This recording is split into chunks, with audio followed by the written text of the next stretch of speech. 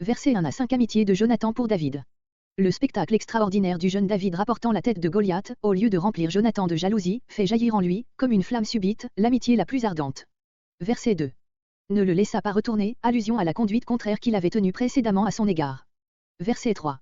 Alliance, un serment d'éternelle union. Verset 4. Signe de fraternité chevaleresque. Verset 5. Ce verset ne signifie pas que David devint le général de l'armée à la place d'Abné, mais qu'il eut sous ses ordres un corps de troupes particulier, avec lequel il s'acquittait des commissions et expéditions dont le chargeait Saül. En même temps sa modestie empêchait qu'il ne devint l'objet de la jalousie des autres serviteurs du roi. Ce coup d'œil général est une anticipation, car ce qui suit se rattache au récit du combat avec Goliath. Verset 6. Verset 6 à 16 Jalousie de Saül. Il s'agit ici de la rentrée triomphale de l'armée, une fois l'expédition terminée, Juge 11.34. Verset 10. Mauvais esprit envoyé de Dieu, voir 1 Samuel 16.14, note. Se démenait, littéralement faisait le prophète. Sa lance à la main. Arme que Saül tenait ordinairement, 1 Samuel 19.10, 1 Samuel 20.33, 1 Samuel 26.7, en guise de sceptre. Verset 11. David et la paroi, de manière à clouer le premier à la seconde.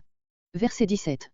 Il semble que Saül aurait dû lui donner sa fille en mariage immédiatement après sa victoire sur Goliath, d'après la promesse 1 Samuel 17.25. La seule excuse qu'il puisse y avoir pour cette infraction à la parole donnée, c'est que David n'était pas en position de payer un douaire convenable pour obtenir une fille de roi, voir versets entre 18 et 23. L'intention de Saül en parlant ainsi était déjà celle qui est exprimée au verset 25.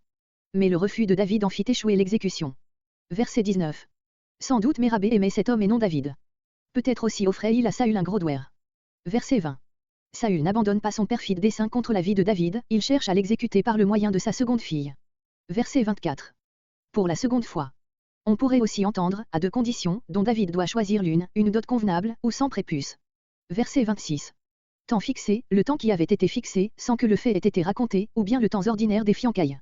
Verset 27. 200, le double de ce qui lui avait été demandé. Verset 28. Verset 28 à 30. Ce que Saül avait pensé en mal, tournant bien à David et devient en même temps la cause d'un endurcissement croissant pour Saül. Verset 30.